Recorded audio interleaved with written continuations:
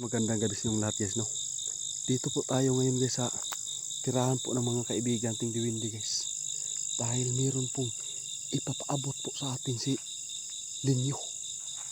Si Linyo po yung makakausap po natin ngayon guys.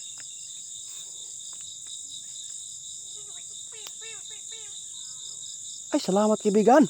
Mayong gabi kaibigan! Sige kaibigan, ano sa man ay ipaabot mo kaibigan? Tinood ka? Guys, grabe. Nay ipaabot sa tuwa karon guys. Nakita yun ni Linyo. Sige kaibigan.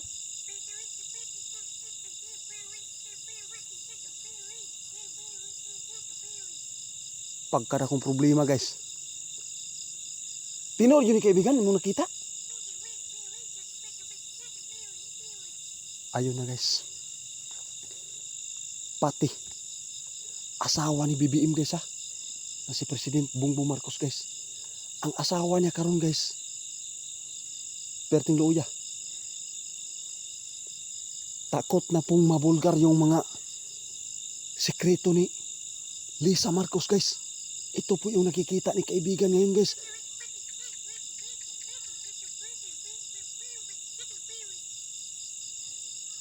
Tinood ka kaibigan? Pati si Lisa Marcos guys. Stress na daw.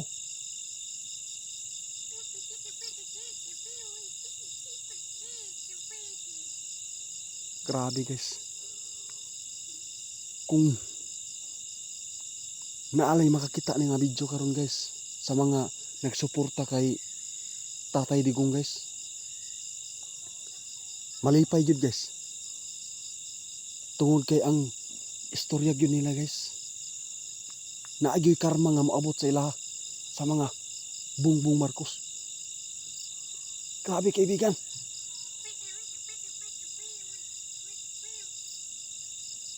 Tinuod guys. Daghan yung nangarap sa mga supporters ni Tatay Digong nga nahimo abutay nga mga karma sa mga Marcos. Karon mo ni nakita karon ni Linyo guys. Takot. Itong sinabi guys ni Linyo guys ha. Talagang takot na po na mabulgar po yung mga sikreto ni Lisa Marcos ngayon. At saka, grabe. Lahat po yung mga Marcos karon guys ha.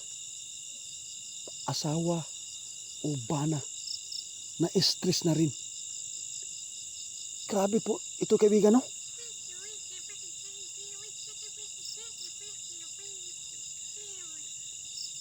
Nakita yun mo kaibigan nga mo nahitabo karon ka Lisa?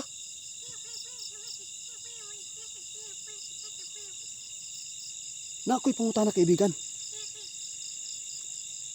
Tinuod ba ka ni kaibigan nga naay ni istorya karon sa mga balita nga si Lisa Marcos nara daw diri sa ato ang Pilipinas.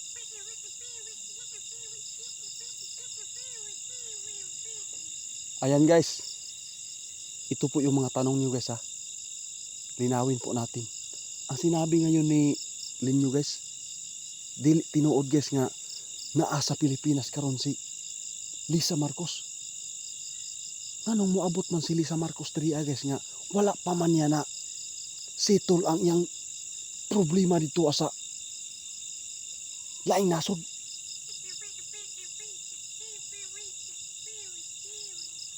Ha? Amo din ni gipahitabo karon guys ni Linyo guys nga nakita niya nga si Lisa Marcos stress na daw. Grabe. Tungod kay ang problema niya karon guys. Peting dako ang tulubago niya dito sa laing nasod. Sa Amerika ang guro. Kaibigan? Dito agad guys. Dili siya mapriso kaibigan. Sa pagkakaroon guys, di palaluman pa dito guys. Pero Mangandam gyud og kwarta guys. Minilyon. Grabe kaibigan no.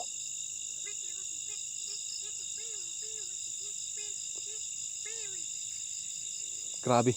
Nakita gyud ni kaibigan ninyo karon guys nga sa lahat po daw taga-supporters po no Tatay Digong. Grabe. Nakikita po nila talaga na sobra. Napaka-happy po daw nila. Dahil po naabot na gyud daw ang mga karma sa mga Marcos. Salamat kaibigan sa imong gipaabot kaibigan ha.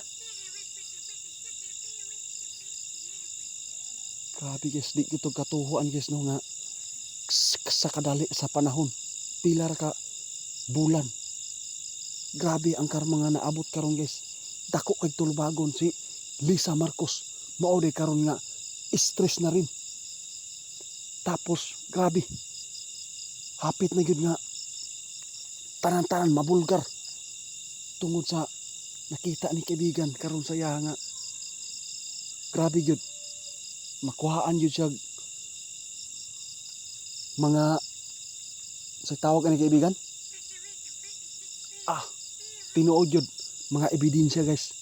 Daghan yun kay makitaan siya ha. Grabe po. Abisan pa man daw guys. Tao raman ta nagkasala daw.